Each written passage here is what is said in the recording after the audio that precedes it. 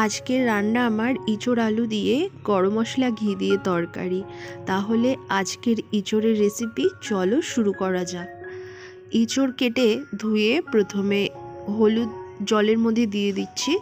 এবার হলুদ জলের মধ্যে দিয়ে দেবো কেটে রাখা ইঁচড়, আর হালকা করে মানে অল্প করে সিদ্ধ করে নেব। হলুদ দিলে কি হয়, ইঁচড়ের যে রঙটা থাকে না, কালো কালো হয়ে যায়, সেটা হয় না, মানে কালারটা বেশ সুন্দর আসে। তাহলে ইঁচড়টা আমার এদিকে সেদ্ধ হয়ে গেছে, এবার আমি জল ঝরিয়ে রেখে দিচ্ছি। আর ইঁচড় রান্না করব আমি, তার জন্য প্রথমে কড়াই গরম হলে তার মধ্যে বেশ খানিকটা আমি সর্ষের তেল দিয়ে দিলাম। আর ইঁচড় রান্নাতে কিন্তু আলুটা প্রথমে ভেজে নিচ্ছি নুন দিয়ে। চলো দেখতে থাকো।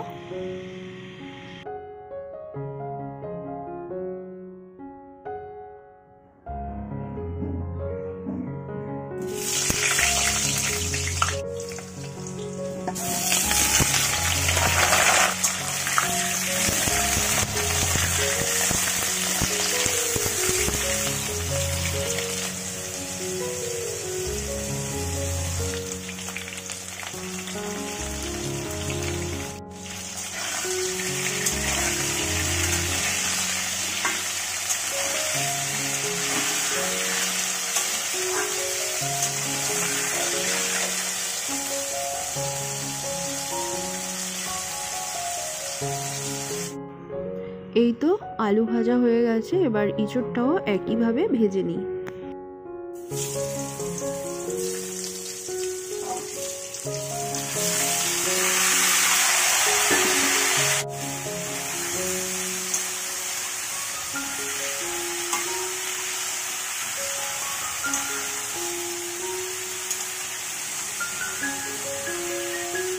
ইঁচড় আলু ভাজা হয়ে গেছে, এবার কড়াইতে আরও একটু সর্ষের তেল দিয়ে তাতে বাটা রসুন দিয়ে একটু নেড়ে চেড়ে নিচ্ছি। কাঁচা গন্ধটা চলে যাওয়ার পর এর মধ্যে আদা বাটা দেব। আদা আর রসুন একসাথে ভালো করে নেড়ে চেড়ে নেব। একটু ভাজা ভাজা যখন হবে, এর মধ্যে আমি পরপর যা যা মশলা দিতে হবে সবগুলো দেব আর তোমাদের সাথে শেয়ার করব। তো সম্পূর্ণ রেসিপিটা তোমরা দেখতে থাকো। এর মধ্যে আমি দিলাম বেশ কয়েকটা স্লাইস করা টমেটো। টমেটোটা এবার নরম হবে, তারপর আমি বাদবাকি ইনগ্রেডিয়েন্টসগুলো এর মধ্যে দিতে থাকবো। তো নরম হয়ে গেছে টমেটো, এরপর আমি দিলাম স্বাদ অনুসারে নুন, পরিমাণ মতো হলুদ, আর ঝাল যে যেরকম খাবে।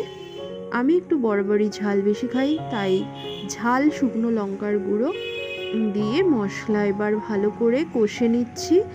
আর মশলাটার থেকে যখন তেল ছেড়ে দেবে, তখন আমি কুচনো পেঁয়াজ বেশ কিছুটা দিয়ে আরও একবার ভালো করে নেড়ে চেড়ে নেব।